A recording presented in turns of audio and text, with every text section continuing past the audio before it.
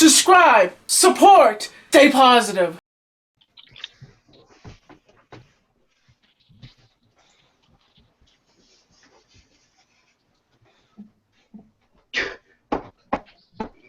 Woo!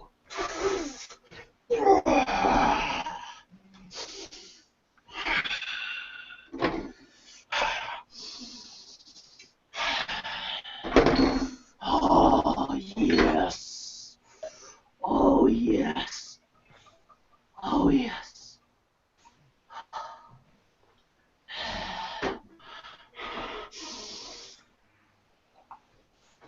Oh, oh.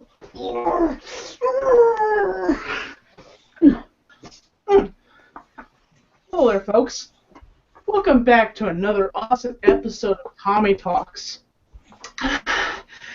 Tonight, our special guest is none other than Joe Cronin's friend and buddy and pal, Devious Dave. And our MCs tonight are none other than Mr. Mark Hyder, Eddie Explorers, and Mr. Rasmus. Mr. Rasmus. Ooh. Sorry, folks. I have this beast inside me sometimes. And I have to have a drink of my potion to pull me back into my sanity, because if I don't have my potion, I just go insane sometimes. I feel you, brother.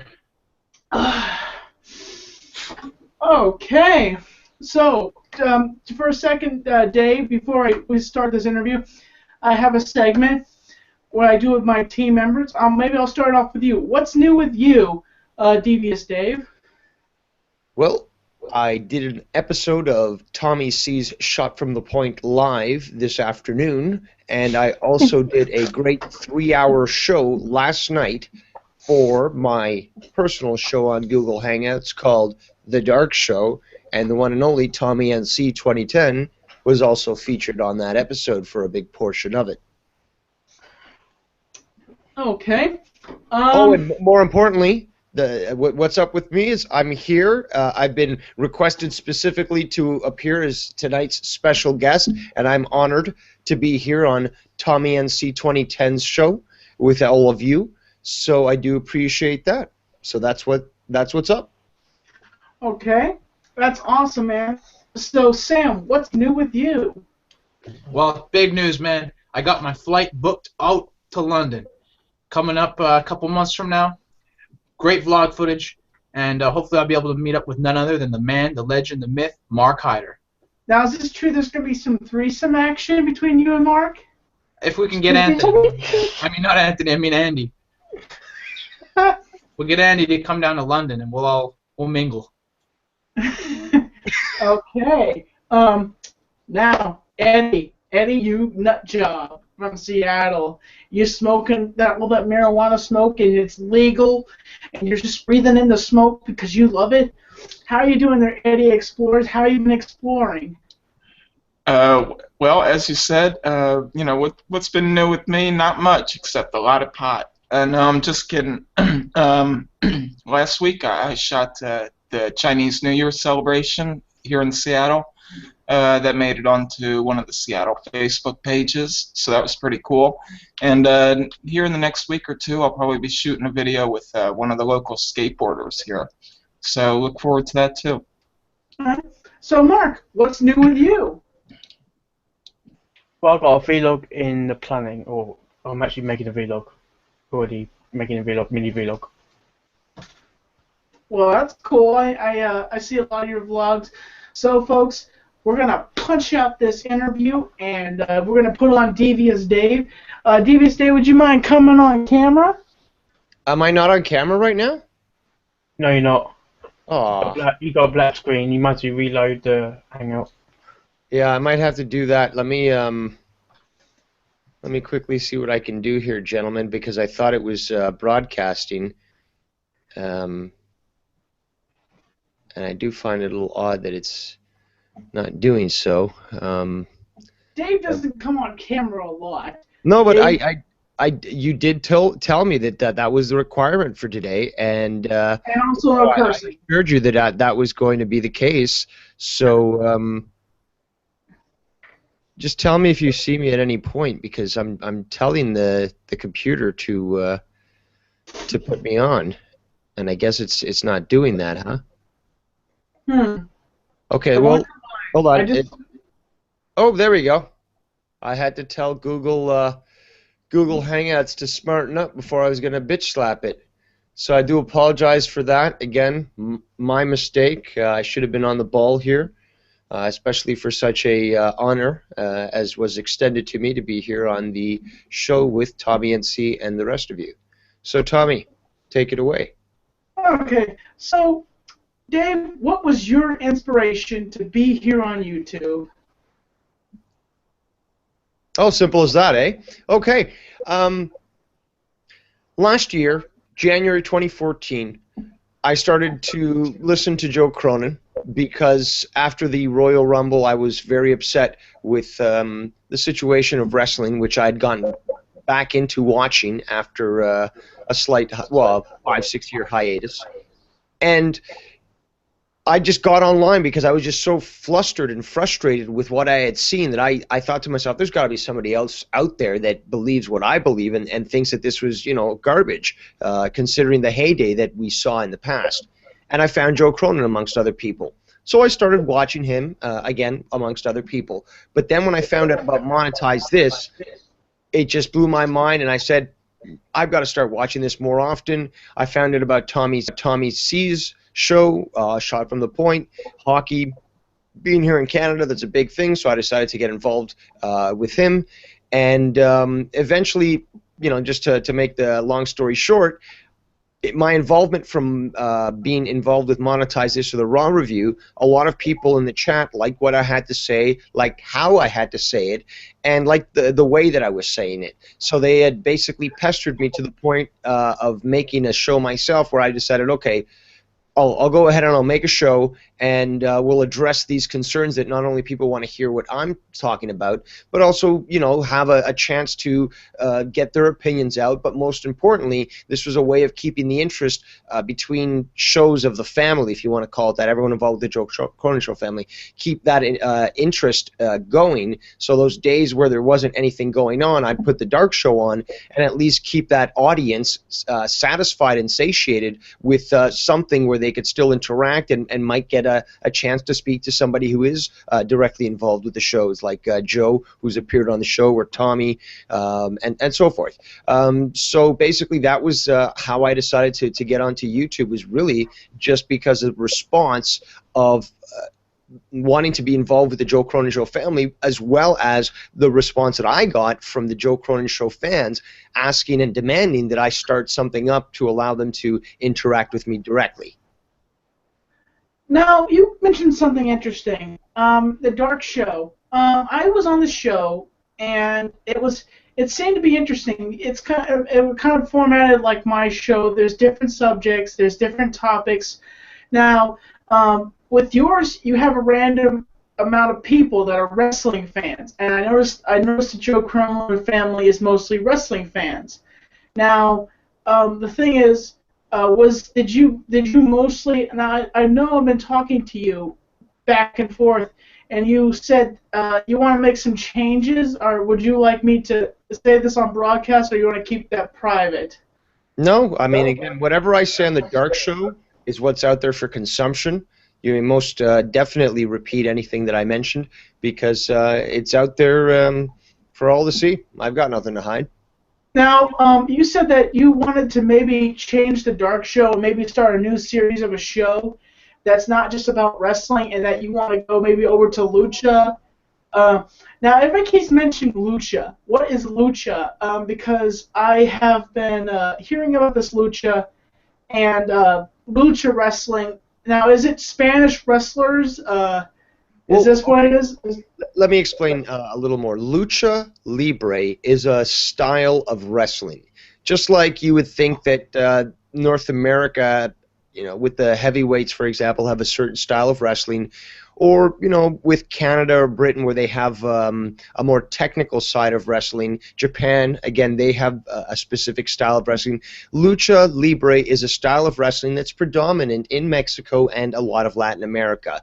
You see a lot of high-flying action. You see a lot of uses of masks and the creation of sort of a character that's sort of bigger than life, and a lot of flamboyancy, a lot of colors, a lot of aspects to the costumes, but it also comes in regards to just the way that they're essentially they're the cruiserweights. That's how we got in North America a cruiserweight division within WCW, WWF, and all these other promoters, is because of that influence from Lucha Libre. So right now there's a show that has been started up by not only Conan, the wrestler, who was part of the NWO, but also by Robert Rodriguez, who is a very famous film director, done a lot of different movies, El Mariachi, Desperado, From Dusk Till Dawn. He's worked quite a lot with the guy from Pulp Fiction, the director from that. Quentin Tarantino. Thank you. And lastly, Mark Cuban, who I believe, I can't remember which sports team he owns. I think it's the Stars, I can't remember. But he's also a big investor and so forth. So they've created this series where you have a lot of featured lucha underground or lucha libre style wrestling amongst regular North American wrestling. And it's so fresh, it's so new, and it's so different that it's definitely something that I always recommend to people to watch. And I just want to go back on what you were saying, Tommy. You said I had mentioned about changing the show. Now, I started the show really as just sort of a blank slate. It was anything goes. What attracted us and pulled us all together was about the wrestling, but we've talked about comic books, movies, pop culture, music, whatever. I like that ability that we can go to any topic and just discuss it. But I've been getting so tired of the WWE product, as you may have heard the other day when I was explaining that I'm thinking, because it takes so much out of my schedule, so much time to watch all these different promotions, because I've been watching basically every single promotion that's out there. Well, not everyone, but almost every major one that airs on TV and you can find a stream on the internet. So that takes a lot of my time, and it's not fun anymore for me to be watching the WWE product. And although I made the commitment to continue to do the Dark Show until the Raw after WrestleMania to sort of see a conclusion to what happens, I'm just so dissatisfied with the product that I'm just willing to watch limited amount of wrestling and concentrating on doing a review show specifically on that. So Lucha Underground, for example, is a great example of a promotion that I really, really enjoy watching, and I could do as much of an in-depth review like Dave Vancura does, Dead on Dave, on the WWE product. So it's that attractive to me that I'm willing to drop, watching these other products, because it is a lot of effort to do so. Now, Devious Dave, I want to dissect something here, and we're going to go back and forth, and there's a few questions I have about what you have here. Now, I want to dissect the Joe Cronin family. Who would you say is the most... Now, Joe Cronin's popular. Would you consider that you guys ever feel like Joe Cronin is like a big-time wrestler? What would you consider the whole family? Would you say that he's on the top tier, and you guys are kind of like on mid-floor, you're mid-card wrestlers, or what's the whole Joe Cronin family like? Because I want to dissect that whole family philosophy with you guys, because you mentioned family. Okay. Yeah. Well, with the I think with proper family, and again, I'm not talking about blood family. I'm talking about family that you have that connection with, whether you're related directly or not.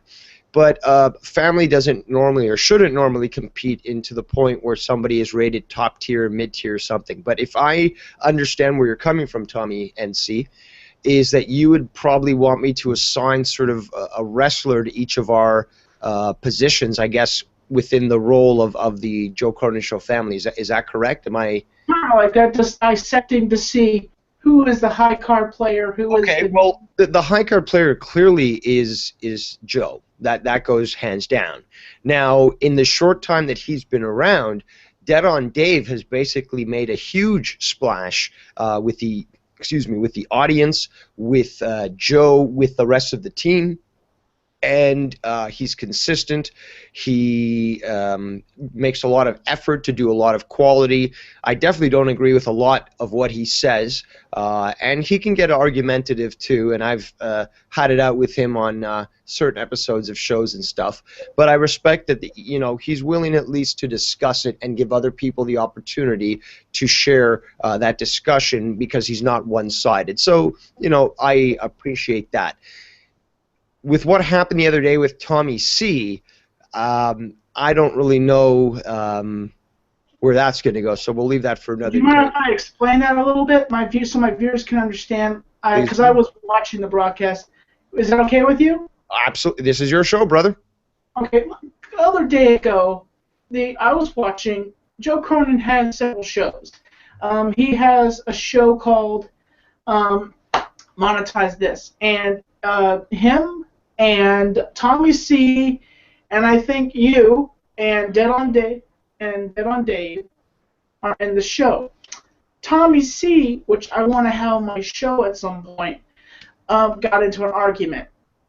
Now, Tommy C is very dominant. He's a very dominant person, and with his personality, now what I see here, I don't take anybody's side.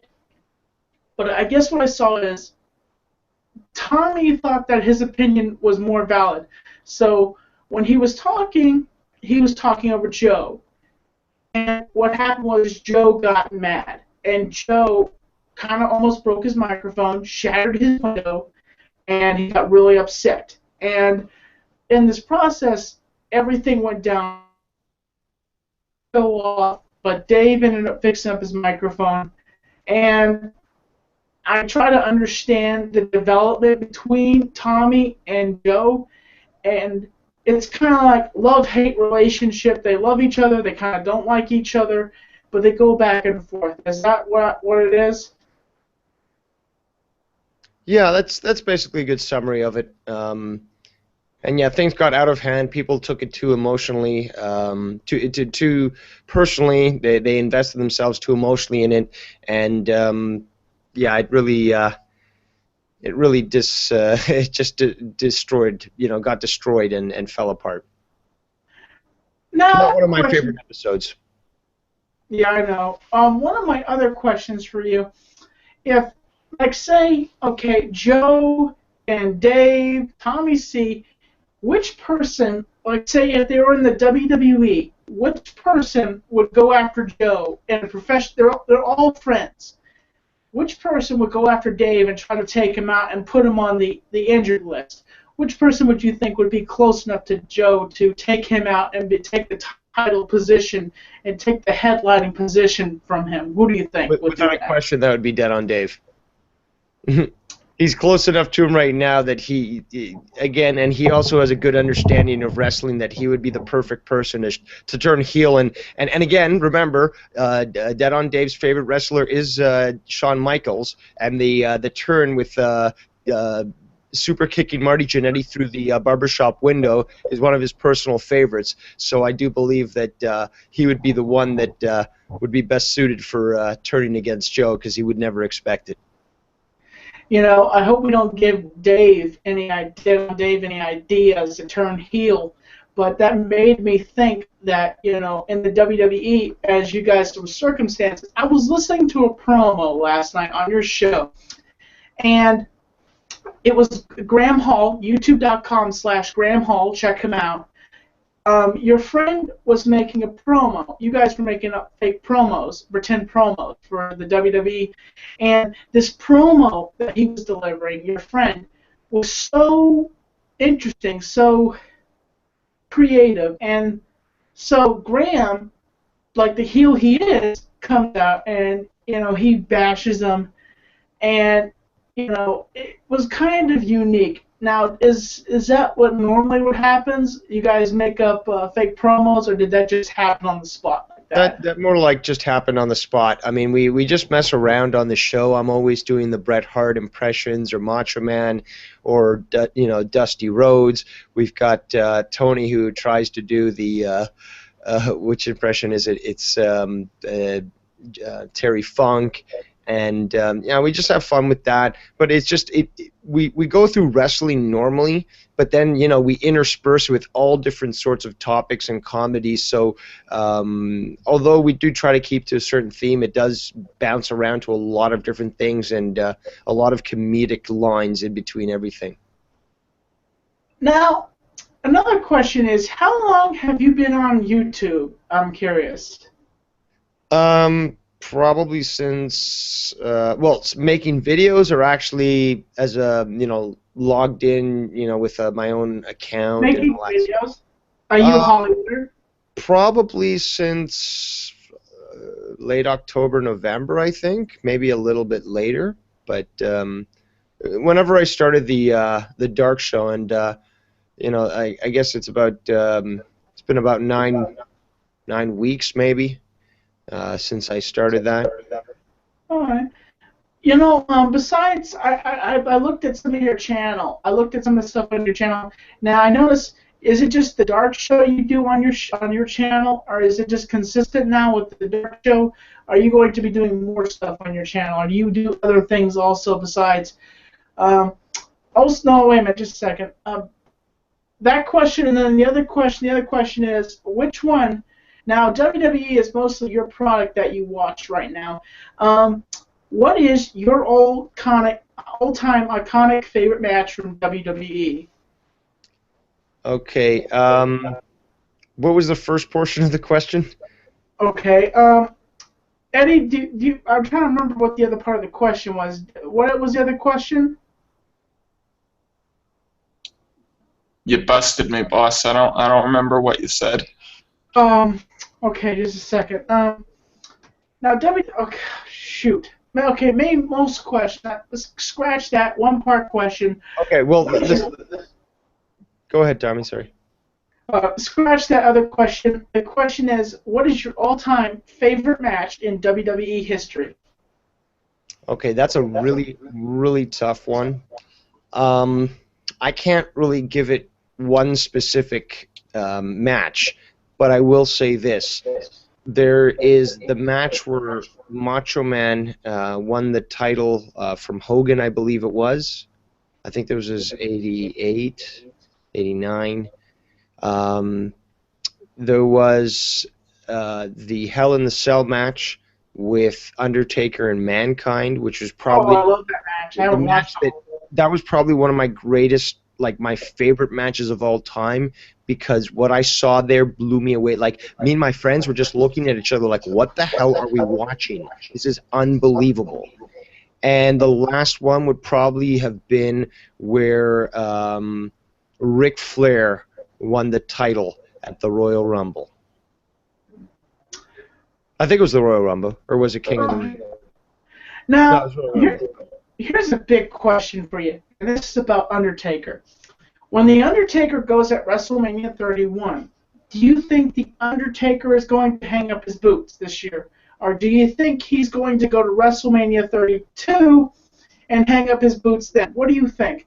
He's going to wrestle. Now, here's my predictions for WrestleMania 31. They're going to have a premium match at WrestleMania. Brock Lesnar is going to interrupt the match. He's going to come in and he's going to show his ass. My philosophy. He's going to come in and he's going to give The Undertaker an F5, giving the chance for the competitor known as Bray Wyatt to pin The Undertaker. Taker will get up and he will stand face to face with Brock Lesnar, throw a few punches, and then Taker. I don't know what's going to happen after that. Expect the unexpected. But what do you think about that? That would be nice to see. It's already a little late because they should have already booked Lesnar with Undertaker as a rematch from last year, as a sort of revenge that Taker should be taking out on him. But that being said, if we could see That what you're saying is good. We would not only have Bray Wyatt be put over, okay, not buried yet again at another WrestleMania, but it would at least allow for the continuation and conclusion of the conflict between Undertaker and Brock Lesnar. That was never resolved, in my opinion. I didn't like the booking of Bray Wyatt with Undertaker, but from what you're saying, Tommy, if we could at least get that sort of resolution, that would be good. It sounds that Undertaker's, although he looked, in my opinion, abysmal last year, and he really looked like he physically was not up for the task, it sounds like he's training and getting ready. But, I mean, all this effort, he really should have already been booked against Sting. I mean, Sting against Triple H, I think, is an insult. He should have never gone to that point. I can see that they could potentially end up building from Sting to Triple H, especially if, from Triple H to from Triple H to The Undertaker. But that being said, I just find it very difficult to swallow the whole situation. Here's what I have to disagree with you on that. I hear what you're saying. Now, here's two different sides of it. We have a situation where, now we know the background of The Undertaker. We know the background of Sting. Now, here's the deal. You've had two titans of the industry in wrestling, and in the wrestling industry, in the Monday Night Wars. Sting stayed with WCW, went down with the ship. Undertaker stayed with WWF, and known as WWE, and succeeded. Now, here's the deal. Here's where I disagree with you. The Sting, the match and Undertaker match, Sting and Undertaker match, I think it's crossed out. The reason why was I think it would have been epic for the most epic battle for WCW versus WWF. The two prime guys that were in their companies going up against each other and having the streak in the center. 20-0.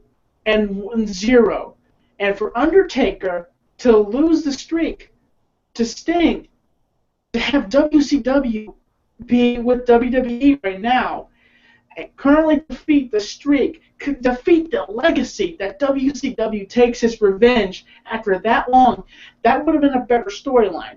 I would say WCW comes back and they destroy the legacy of the man that kept WWF alive. I actually really like that idea, Tommy. That's a good idea. But WWE doesn't care about good storylines. They care about money, and what they do is they basically plan it so Brock Lesnar pins The Undertaker 21-1. What do you think about that, Devious Dave? It's good, but I mean, again, like I said, having Sting against Taker's long overdue, and they really should have done it a lot long ago. So it would be finally nice to see that. You got a good point. They're sort of like the icon of each brand, WCW and WWF. But the way that they're booking things, the way that they're writing storylines, it just really hurts me because they had all this potential, and it just feels like they're wasting it. Now, Vince, he's losing potential because his storylines are just fading in. And every time I watch a WWE product, it seems like I'm watching the same thing over again. The Authority comes out. They beat up on somebody like Daniel Bryan or Roman Reigns, and they're using the same people over and over again. It's time to get new wrestlers from the training area, NXT, bring them in, and then have the Authority use the NXT rookies as wrestlers attack. Now, here's my thought. If I was Vince and Kennedy McMahon, I would take the small talent from NXT. I would make them sign them contracts, full-time WWE contracts. And then I'd have the guys from NXT go after people like Daniel Bryan with the Authority. Halfway into the storyline, I would have the rookies from NXT break off from the Authority. Something happens. They turn against Triple H and beat up Stephanie and Triple H, leaving in a bloody pulp. That's how I would do it. And then I would introduce, and then I would retire John Cena. And I would put in the rookies from NXT and continue the message of WWE. Okay. Okay, I'm This is a sorry. good moment.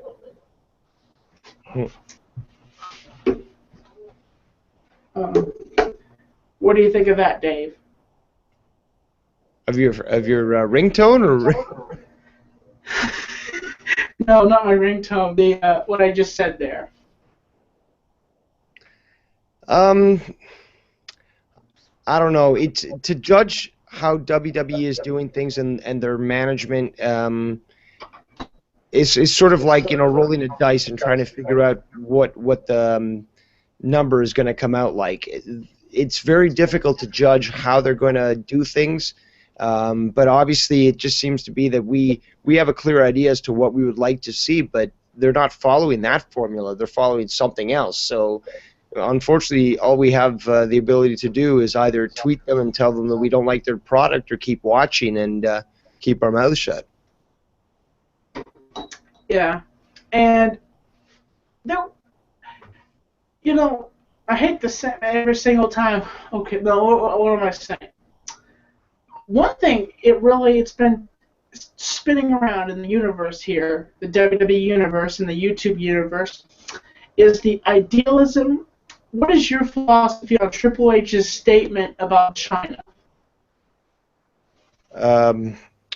Very two-faced and duplicitous. Clearly self-serving, not only because she does actually deserve to be in the Hall of Fame, as well as with DX, so that's two different entries, but he's trying to be business, but unfortunately his logic is all failed, because you could take a look at all these other wrestlers that did do Playboy spreads. You got to take a look also at Seth Rollins, who really recently had a gaffe and hasn't been reprimanded for it, at least that we can visibly see. So the fact that he's taken that stance is probably specifically because he's married to Stephanie and doesn't want to upset her more. And this whole storyline, I don't know if it's a storyline or if it's real, because she was on a podcast. I'm trying to remember the name of the guy. I think it was Vince Russo. Vince Russo. There's another guy. It's here on YouTube. He's a wrestling podcast guy. He interviewed CM Punk, and I listened to that interview, and I think differently about not the character CM Punk, but the man that is CM Punk now. But I'm not a fan of CM Punk because I have a grudge against him. He never accepted my challenge, and I think it would have been an epic match. Of course, I probably know I would have got my face beaten in, but it would have been an epic match. Fan versus professional wrestler. He would have. Yes. He would have basically STF'd you. Yeah, I think he would have put you in the hospital there, Tommy. Yeah, like 5 to 3 seconds, and that would be it. But again, CM Punk, even with what he's said, considering that WWE's track record is quite clear as to how they've handled things in the past, I would probably just side with Punk before I would side with the WWE. Yeah, and I found it interesting with this thing on CM Punk's back, and they keep pointing it out, and how WWE made this public. I find it interesting that it was actually something worse, and that the doctor was surprised that CM Punk wasn't dead automatically, waiting that long to get this cut out of him. Well, with that lawsuit that's coming up, we'll find out a little more as to the truth to those statements. Mm-hmm. Okay, well, I think this is an open segment where everybody can talk here, and we can ask if that's cool with you, man. DVD. Oh, you were saying about Mark Cuban. What did you say about Mark Cuban, who's businessman? Oh, that was a long time ago, Mark. I know. We should do the DVD lotto though, Tommy. Um, well, I'm seeing a whole lot of DVDs and a whole little bit of lotto. okay, just a second. What's a DVD? Okay, Deck the Halls. Oh, With, DVD Lotto is a segment where Tommy picks out a random DVD from his collection there, and I guess we all get to review it and discuss whether we've seen it or not. all right. okay, the movie is a Christmas movie, and it's called Deck the Halls. I've watched this movie 100 times, maybe. I've watched this over 100 times while I'm traveling on the road, and as you know, it has. That's a lot of fish. And the penguin.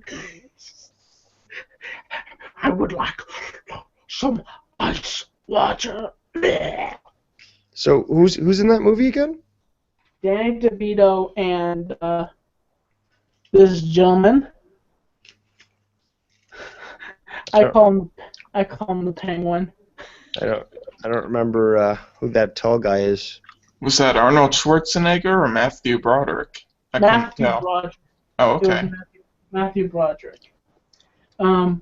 Now, this movie was interesting. It's a B film, in my opinion. B Christmas movie. It's not really memorable. Not many of the lines, not much of the scenes are really memorable. But basically, Danny DeVito moves into this neighborhood. It's very quiet. But Danny DeVito's a loud guy. And he celebrates Christmas. He has 2 daughters. But he realizes he wants to decorate his house, and he wants his house seen from space. And it goes Matthew Broderick, Danny DeVito go back and forth, and it's kind of a back and forth thing. But it's just it's not one of my favorite movies, but I have it to watch it. It's entertaining.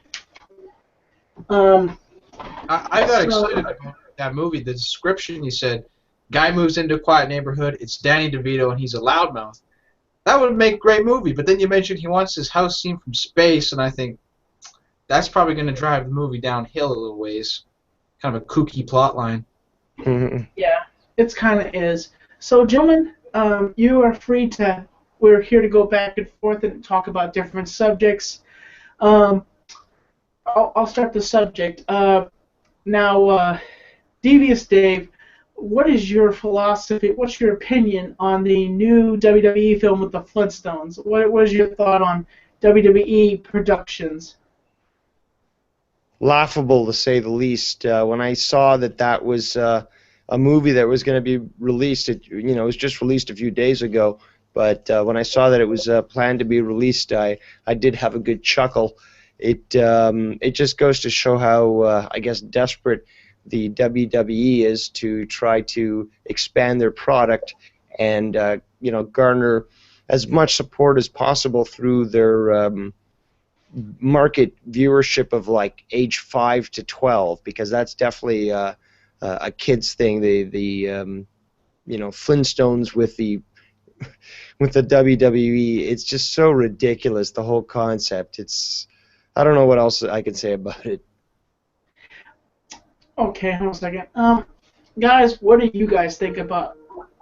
What the heck? I think I got a question for Dave. Whoop, did he just disappear? He turned into a Canadian flag. My God, he- King! Whoa. What kind of witchcraft or wizardry are we seeing? There he is. Magic. Canadian my- magic. It's, My question is a couple of favorite wrestlers, and can I tell you mine? So you're asking me what mine are, or you want to say yours? Both. Okay, so why don't you go first, I guess? Okay, let's see. I like a lot of old school guys. So like my favorites are like Abdullah the Butcher. I love the hardcore wrestling, man. And then I like a lot of wacky guys. I remember when I was younger, like Yokozuna. Watching him wrestle was pretty far out. Who else was good? I like those guys: Demolition, Axe, and Smash. And like, I guess, well, they're not even new now, but they were new like 10 years ago. I liked the New Age Outlaws, Road Dogg, and the other guy was Mr. Ass. Well, I'd say my three top wrestlers would probably be Macho Man Randy Savage, would then be Bret the Hitman Hart, and Figures. I'd probably say the third one, and this is a difficult one because there's a lot. Probably Chris Jericho, just off the top of my head. Bret Hart, I remember he had a lot of good matches with Shawn Michaels back in the day. Oh yeah. Hey, you guys ever remember the wrestler called Viscera? He was probably early 2000s. Yeah, I remember him. Viscera was a big brown guy, or black guy, and he had a brightly colored mohawk, white eyes, fully white eyes, and he just looked creepy, man. He wore like a kind of glossy leather pimp or gimp suit. He used to hang out with the Undertaker. And I would avoid him like the plague, man. He gave me the creeps. Was he a big fat guy? Was he like a really big fat guy? That Huge, man, he was like Rikishi size. Yeah, and he started off on a tag team way back in the day. They were called Men on a Mission. Mo and Mabel. I forget which name he went by. Yeah, I think we should end an impression here, Tommy. You want to do those? Just a second. I have a problem here. Just a second. I apologize about this, Dave. Never a dull moment on Tommy Talks. And speaking of that heel turn where Shawn kicked Marty through the barbershop window, I always loved that. That was great. Somebody basically heard my Skype was on, and so they're trying to mess with me by calling in back and forth like that. And I will never, ever do Skype calls ever again. Shut him down. You just gotta shut him down, Tommy. Okay. Devious Dave, here comes a segment where you can ask for you for one question and one impression. Now I give the honors to you. What is your question and what is your impression? So I have to ask a question of somebody here? No, me. You basically ask me a question and an impression. And then ask you to do an impression. Yes. Okay. So a question would be, how many hats do you own, and are they all fedoras? Okay. I would say I have two. I have one fedora, and I have one Hubbard. I have an old-fashioned fedora. It was my mother's father's. I have several ball caps that I have. I have a Tommy NC 2010 ball cap, so not all my hats are fedoras. I just gave away at Vlogger Fair, I just gave away two of my old-fashioned fedoras to two ladies that possibly were my fans.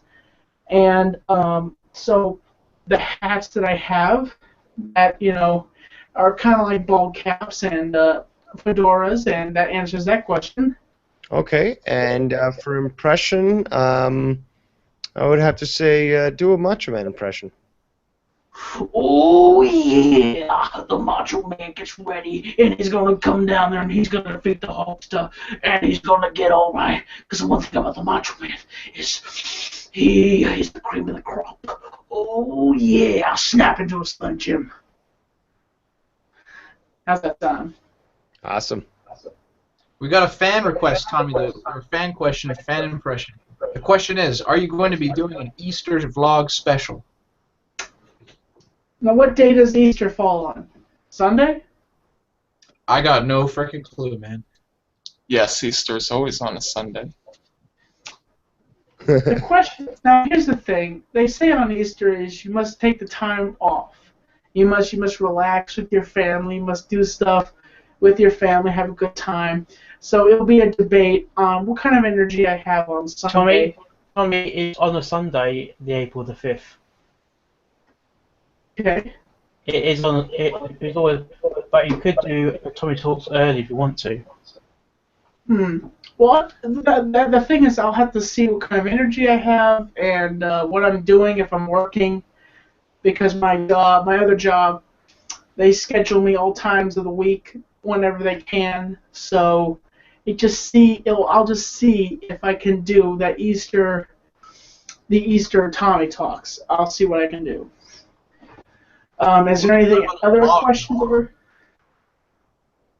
What, Sam? Easter vlog, though. What about that? Easter vlog.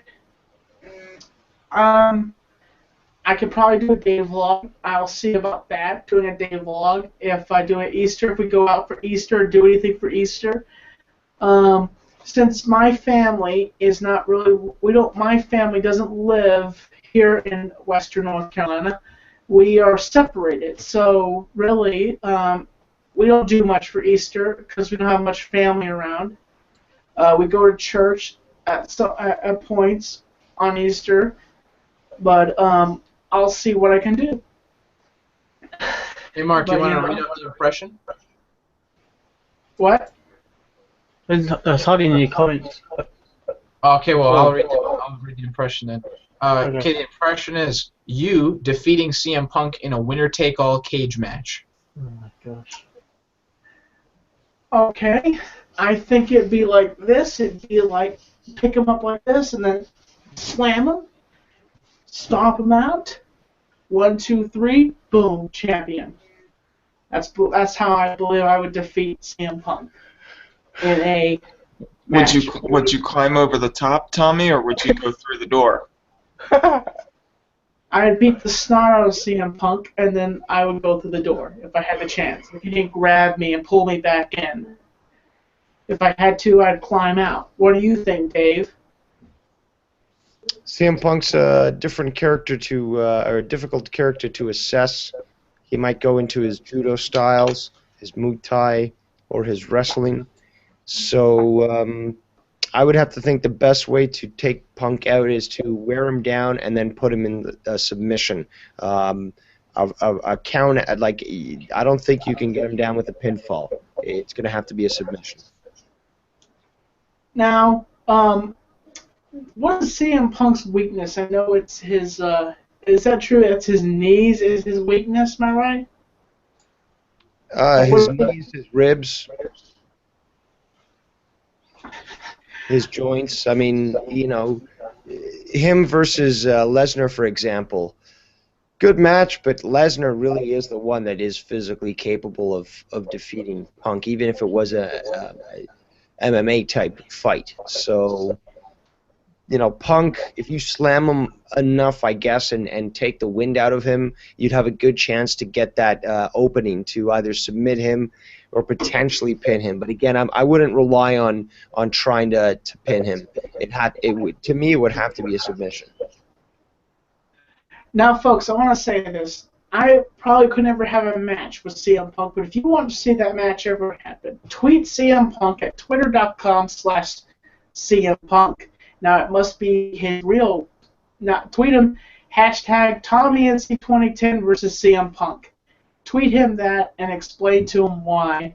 Because he never gave me my match. He cowered out and never got my chance to fight him. Now, Make it happen, folks. We want to see Tommy in the hospital. Hashtag TommyNC2010 versus CM Punk. What do you think about that, Dave? Your funeral. And also what I say about Brock Lesnar, I'm not afraid of you, Lesnar. You're a gutless coward, and you don't deserve that title. Tommy, I gotta ask, man. You called Brock Lesnar out a lot of times. Don't you ever get a little worried he might retaliate? No, Lesnar is a coward. He doesn't respond to fans. He just he sits behind Paul Heyman and doesn't do much. And he needs money in order to do something. So if he says, now here's the deal, you need to pay me money in order for me to wrestle, Vince, okay? I don't love wrestling. I hate it. And I'm only here for the money. That's my philosophy of Brock Lesnar. What do you think of that, Dave?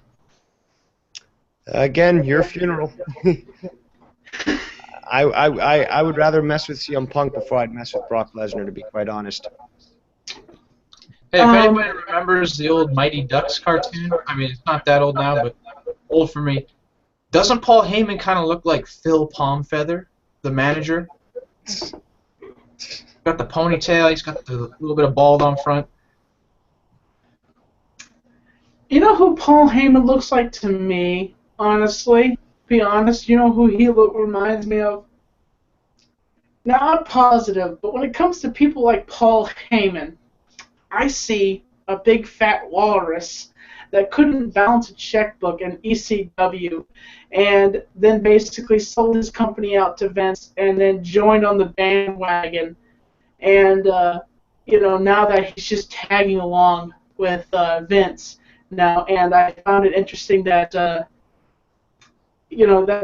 he's such a, people join him because he's such a big name. But I think if he had handled his checkbook a little better, I think that ECW would still be around. And I heard a company in New York actually bought the name ECW. Is that true, my friend Dave? I really don't know about the status of the ECW name. But I would actually think that WWF still owns that copyright because that falls under the umbrella of all the product that they've purchased and they replay on the network. So I would think that rumor is false because they do still play this whole ECW Unleashed and so forth on the network. So I still think that WWE has the ownership over that. Okay. Let me think here. What else can we talk about here? What's on the books for your channel, Dave? What's in the future for your channel? Well, I'm going to continue on the Dark Show, although I'm not too sure when it's going to air now because of the whole situation with Monetize This, whether it's going to be Friday or Saturday nights. I was thinking of doing a couple of other shows that were pre-recorded that, weren't live on Google Hangouts, for example, that, would allow me to record a segment with somebody or just have a pre-recorded segment and just air it later with, added sound or whatnot. So there's a few projects right now that I'm not really going to reveal too much about, but I hope to have them out at some point in the near future. And that's really all I can say about that. Now, Dave, what is your opinion of my channel and my show? Since you've been on here, and what is your opinion? Well, it's definitely different, but it's also chock full of positivity, and yeah, you do a great job discussing a lot of different topics and providing other people the opportunity to share their opinions. Yes, I want to say this to everybody. It has a YouTube channel that makes fully videos and positive statements and different kind of formats of making videos.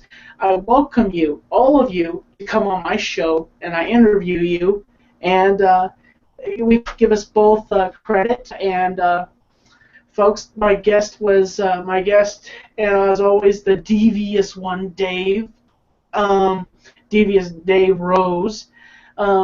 You can see his channel, youtube.com/Devious Dave Rose. And you can see the Dark Show. You can watch all the most awesome entertainment value there, folks. And I want to say, Devious Dave, want to thank you for coming on tonight. And for also my MCs here, Eddie Explores, Mark Hyder, and Mr. Rasmus. And I want to say thank you so much. And also, Devious Dave Rose, would you like to give yourself a plug? Well, again, first time, before I do so, I'd like to again thank you, Tommy, for the opportunity to be here on your show. It was great to be able to speak a little more about myself as well as to interact with everyone here on your show. Now, if you want to get in contact with me, it's always Devious Dave Rose. So if you go onto Twitter, at Devious Dave Rose. If you go onto YouTube, I don't have enough subscribers yet to actually have that full address, but look up Devious Dave Rose, you'll find me. If you look up on, okay, there's YouTube, there's Twitter, what other social media stuff is there? There's Google Hangouts, Google Plus, Devious Dave Rose, Skype, Devious Dave Rose, and email, deviousdaverose@gmail. So it's all the same thing, easy to get to. Check it out. The Dark Show can go from as little as an hour to 5 hours. So just amazing shows, chock full of great opinions and great sound effects and just a lot of fun. So check it out if you want. If you don't, you don't. Also, Dave does art design. He does designs for people. He is currently working with me on a project right now, which I have under wraps. I don't want to release right now. But Dave has been helping me out with this project. I'm currently with Mark Hyder also, which I'm not going to release just yet with this project. But I want to give a shout out for the logos that were made for this project are made by Devious Dave. He is all he asks if you work with him is to give him a shout out, and he will make you a logo or brand. Folks, and I just want to say, Devious Dave and everybody on here, I want to thank you for coming on tonight. And as always, I'm Tommy NC2010, and I'm the man with the golden microphone, even though I don't have a microphone with me. Eventually, one day, I will get myself a microphone and paint it gold and be the man with a golden microphone and always taking a sip of a drink every single day. But I'm Tommy NC2010. Thank you for joining us on Tommy Talks tonight. And I'm keeping you on the inside fact. And here we